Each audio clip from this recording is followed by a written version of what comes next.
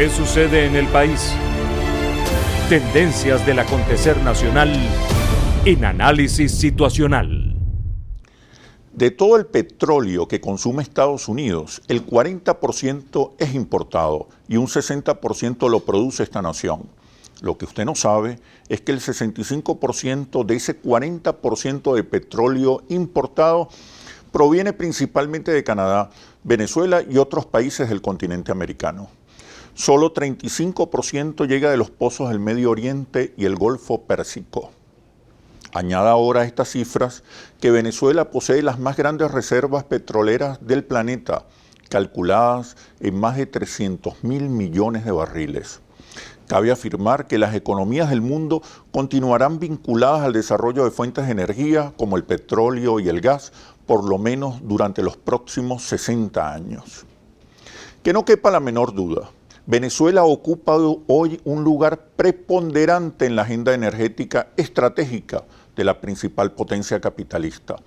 Por eso, ahora en Venezuela está en desarrollo un profundo conflicto político y una muy peligrosa guerra en puertas, diseñada y dirigida por los Estados Unidos, para acabar de una vez por todas con la revolución bolivariana y debilitar la soberanía nacional. Está en marcha la segunda fase de 45 días de esta guerra no convencional contra Venezuela. Durante la primera fase se realizaron operaciones psicológicas y mediáticas, movilización de calle, protestas violentas, presión internacional, sanciones contra funcionarios y dirigentes del gobierno bolivariano, entre otras acciones.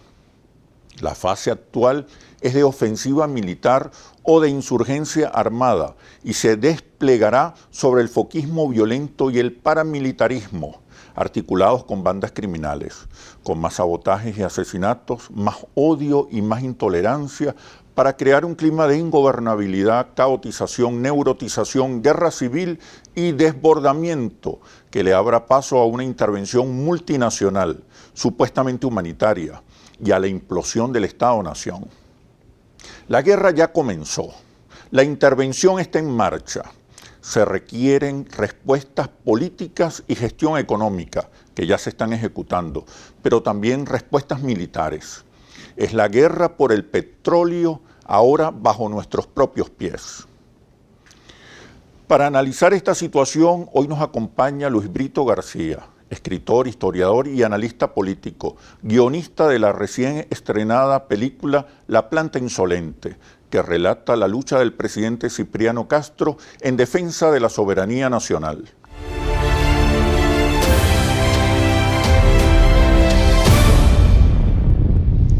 Bienvenido, Luis, ¿cómo estás? Bueno, muy bien.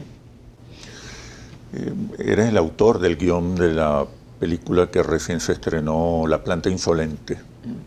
¿Hay algún paralelismo que podamos destacar entre aquellos hechos y la situación actual de Venezuela? Total. En ese momento, una coalición de los banqueros, los acreedores de la deuda y la oligarquía de los caudillos locales se juntan en una revolución mal llamada libertadora contra Cipriano Castro. Con 15.000 peones en sus actos, los llevan a morir en eso. Cipriano los derrota con una fuerza de voluntarios de 5.000. Pero entonces esta contrarrevolución llama en su auxilio a las potencias europeas cuyas transnacionales tenían reclamaciones contra Venezuela.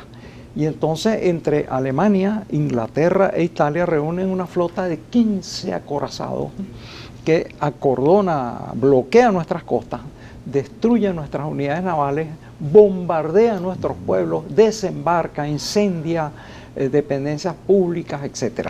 Entonces, evidentemente, ¿por qué era esto? En primer lugar, bueno, porque querían apuntalar el cobro de reclamaciones injustas.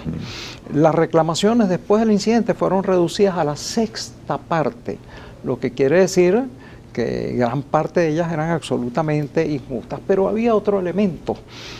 Estaba a punto de empezar la apertura del Canal de Panamá. Estados Unidos incluso había promovido la secesión de Panamá de Colombia para tener un paso, y a las potencias europeas les interesaba tener enclaves estratégicos cerca de ese canal.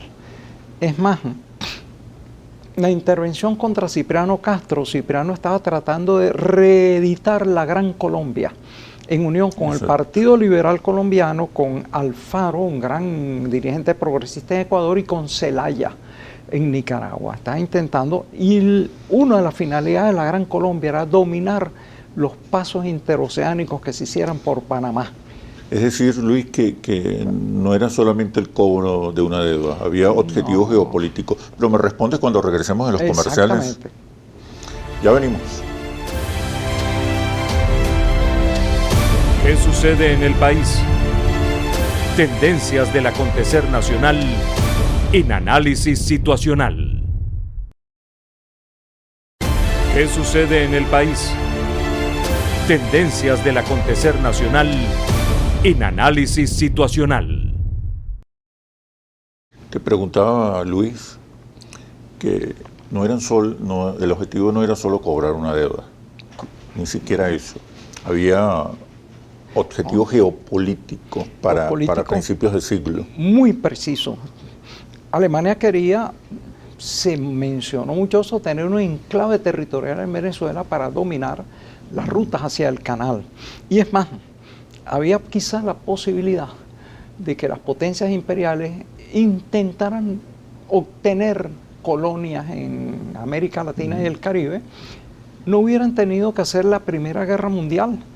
Alemania se había entrado tardíamente a la carrera imperial, no tenía colonias. Si hubiera podido crear colonias en América Latina, no hubiera sido necesario ni una Primera ni una Segunda Guerra Mundial. Fíjate un poco cómo esa situación de Venezuela definió el destino del mundo, esa resistencia que hizo Cipriano Castro. Ahora, ¿cómo resistió Cipriano Castro a una flota de 15 acorazados de las 3 potencias militares más poderosas del mundo, aparte de Estados Unidos? Bueno, con la voluntad popular. Él llamó a los voluntarios con esa célebre proclama: la planta insolente del extranjero ha profanado el sagrado suelo de la patria. Y 150.000 voluntarios acudieron a alistarse. Entre los primeros, el doctor José Gregorio Hernández. Esto es increíble, pero cierto. Y entonces, bueno, las potencias dijeron: caramba, tenemos 15.000 hombres en estas naves, en un territorio extraño, contra un ejército de 150.000 voluntarios defendiendo su país. Estamos perdidos. Tuvieron que transar. En este momento es obvio que hay un plan insurreccional contra el gobierno bolivariano. Es el cuarta intentona insurreccional en lo que va de periodo constitucional del presidente Nicolás Maduro. En este esquema, ¿es posible una intervención internacional? Sí. Mira, si uno estudia los manuales sobre la llamada guerra de cuarta generación, hay uno de un coronel Mainwaring, que es asesor del Departamento de Inteligencia de Defensa de Estados Unidos, del Comando Sur. Él cita lo que permite reconocer una guerra de cuarta generación. Todo eso se está dando en Venezuela. Es una confrontación en la cual no intervienen estados. No hay una guerra declarada, pero sin embargo hay una situación de desestabilización, destrucción de activos. Insurgencia armada. Insurgencia armada por cuerpos que no son ejércitos ni tienen uniformes, actúan como paramilitares de manera violenta. Se trata de crear sobre todo la incomodidad y la destrucción de bienes civiles. No hay un campo de batalla alejado, sino que el campo de batalla es la misma sociedad, y los eventos son dirigidos más que a una finalidad estratégica precisa, a crear efectos comunicacionales. Es una guerra que se gana o se pierde en los campos de batalla de la comunicación, de la simbología.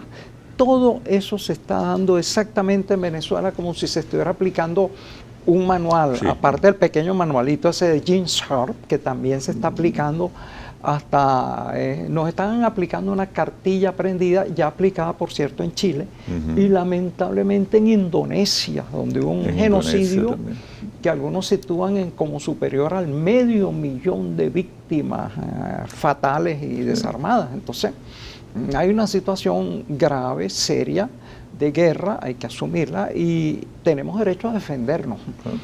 El derecho a la legítima defensa es el más innegable de todos los derechos. La movilización del pueblo es clave, es crucial.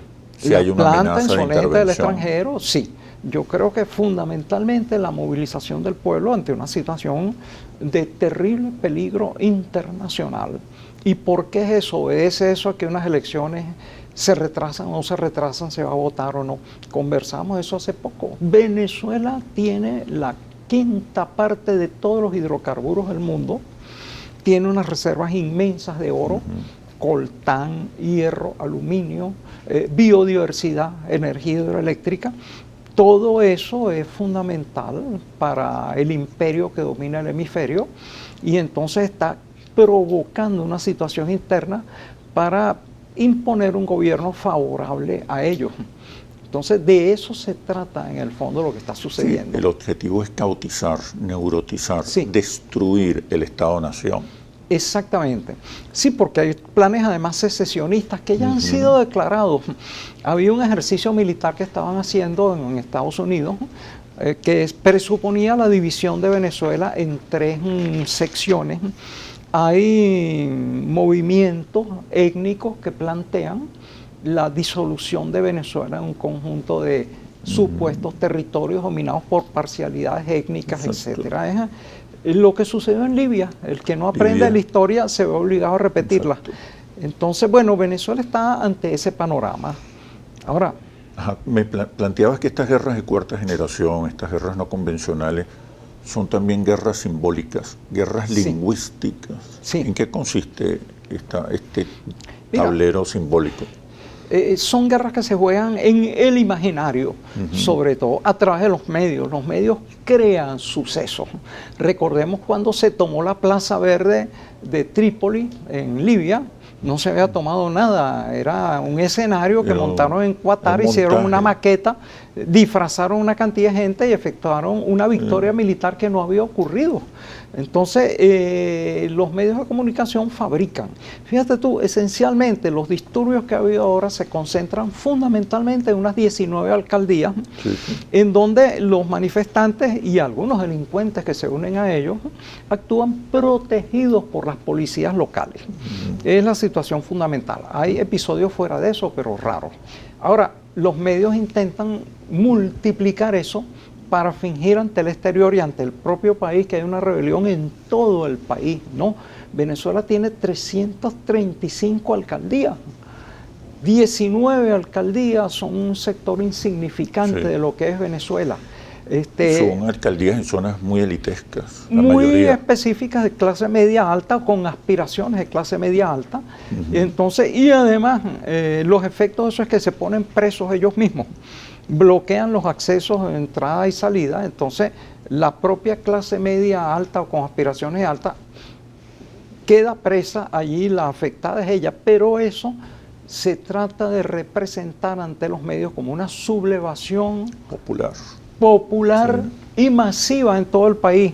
No son ninguna de esas cosas, ni es popular, ocurre en sectores de clase media y muchos de los que participan en ella son paramilitares o delincuentes, ni es generalizada porque ocurre nada más en 19 municipios, ni es sublevación porque resulta que la policía local protege a los que perturban y cometen actos de terrorismo. Sí, pero como bien decías, no hace falta que estas protestas o esta insurrección sea popular. Lo importante es desintegrar, cautizar, neurotizar, crear un clima para una eventual ruptura, desbordamiento. Y están apareciendo, Luis, nuevos símbolos, escudos, desnudos, linchamientos. ¿Qué sentido tienen estos nuevos códigos? Sí, lo más grave de eso, primero dentro de esos escudos además hay unas cruces que evocan ciertas desagradables cruces que se utilizaron en Europa. Bueno, hay el uso de sustancias pestilentes, pero lo grave allí son ciertos linchamientos, atentados contra la persona humana injustificadas. Prenderle fuego a una persona viviente, además porque es de un determinado color o porque se sospecha después, eso es espantoso, eso va más allá, eso es para crear el pánico. Es decir, indefensión, la muerte de una vulnerabilidad. persona es muy sensible, pero no tiene efecto. Pero una muerte horripilante crea el pavor, crea la conmoción y además difunde la idea de que el poder no tiene control sobre la situación, que el terrorismo tiene objetivos muy selectos que en realidad estratégicamente no conmocionan, pero crean esa impresión. Es decir, el terrorista dice, fíjense cómo el Estado no tiene control. Sí. Y todo se permite, todo es posible, todo es posible porque no hay un poder efectivo. Exacto. Es decir, es el mensaje brutal que lanza el terrorismo. Ya no existe el gobierno, por lo tanto hay que crear otro. Exacto. Ese es el mensaje fundamental. El gobierno bolivariano está trabajando en distintos escenarios, en distintos tableros. El político, con el llamado al diálogo y la convocatoria de una Asamblea Nacional Constituyente. El tablero militar y el tablero comunicacional. Sí. Quiero que hablemos un poco del tablero político y específicamente de la convocatoria de una Asamblea Constituyente, pero cuando regresemos de los comerciales. Ya venimos. ¿Qué sucede en el país? Tendencias del acontecer nacional en análisis situacional. ¿Qué sucede en el país? Tendencias del acontecer nacional en análisis situacional. Te preguntaba, Luis, en este escenario insurreccional, ¿cuál sería el rol, el papel de la convocatoria presidencial a una Asamblea Nacional Constituyente? Bueno, a mí me da la impresión que es establecer una diferencia en la metodología. Mientras uno de los grupos está recurriendo a la violencia desnuda, a los cortes de comunicaciones, a incendiar hospitales y hospitales infantiles, para colmo, quemar unidades de transporte público popular, etcétera, el otro dice, bueno, vamos a dialogar, vamos a una asamblea elegida por el voto, en donde la votación va a decidir la futura constitución de Venezuela. Es decir, es como contraponer dos formas de actuación política. Una es la actuación directa a través de la implantación del terror y otra mediante la consulta, el diálogo. Ahora, yo diría lo siguiente, y eso es básico, para que tenga éxito esa asamblea, tiene que haber un consenso popular. Y gran parte de los problemas que estamos viviendo actualmente tienen que ver con los problemas de abastecimiento. Claro. Ahora, ¿cuáles son esos problemas de abastecimiento? Mira, los ha señalado de forma inobjetable la doctora Pascualina Curcio en su libro La mano visible del mercado. El Estado no solo sí ha seguido dándole dólares preferenciales a los importadores, triplicó desde 2004 la cantidad de dólares en líneas generales y en medicinas la cuadruplicó. Pero ¿qué sucede? Hay una docena de importadores, un oligopolio que o no importa las cosas, o las importa e importa basura, o las importa y las esconde. Entonces, la escasez que hay es una cosa manipulada. A esto debe añadirse lo siguiente, otra sorpresa seguramente para los escuchas. Venezuela produce como el 88% de los alimentos que consume. También eso está en las hojas de alimentación que contan durante décadas esos registros. ¿Qué sucede? También hay un oligopolio que evita la distribución plena, eficaz y oportuna de esos productos. Y por otro lado, como 40% de lo que Venezuela importa o produce se va por la frontera. Exacto. ¿Qué se debe hacer en 3 líneas para remediar eso? Acabar con el contrabando de extracción, fundamental. Tú no puedes operar con una pérdida de 40% continua. 2, dejar de darle dólares preferenciales a ese grupo de empresas que han estafado a la nación consecutivamente. Entonces, 3, tendría que asumir la importación y la distribución de los productos básicos el Estado. Hay riesgos, desde luego, de ineficacia, corrupción, pero peor de lo que ha sucedido no puede ser. Además, históricamente, cada vez que viene un proceso electoral, hay un pico de desabastecimiento creado por ese mismo monopolio o oligopolio de distribuidores para que el voto sea negativo. vamos a contar con otro pico de desabastecimiento para la constituyente y para las elecciones que vengan. No, y se agudiza con las protestas violentas que cierran, sí, obstaculizan el tránsito en ese sentido, de alimentos. Exacto, sí, también se ha hecho eso. Se han destruido camiones que tienen alimentos, se ha cerrado el acceso a las vías para el abastecimiento, etcétera. Entonces, en ese sentido, el éxito político depende de que se solucione la situación de desabastecimiento, que es en gran parte manipulada, creada artificialmente con fines políticos. Y es la raíz de la crisis hegemónica, de la actual crisis hegemónica. Exactamente. Bueno, Luis, muchísimas gracias por este análisis situacional. Bueno, un placer conversar con todos ustedes, con el público, contigo y el equipo técnico. Gracias. Y ahora, las conclusiones. El éxito de la convocatoria a una Asamblea Nacional Constituyente y la derrota del plan insurreccional van a depender principalmente del entusiasmo, la movilización y la participación de las mayorías populares, así como de la inclusión activa de diversos sectores de la sociedad venezolana, aunque quede al margen la oposición violenta.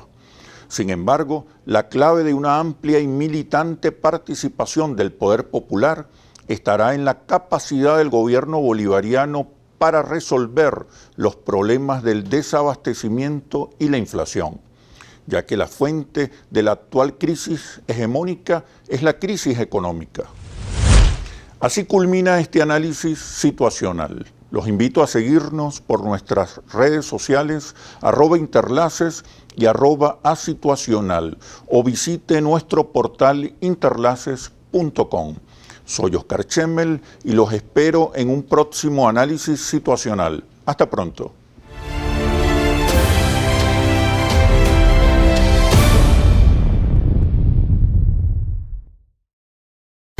¿Qué sucede en el país? Tendencias del acontecer nacional en Análisis Situacional.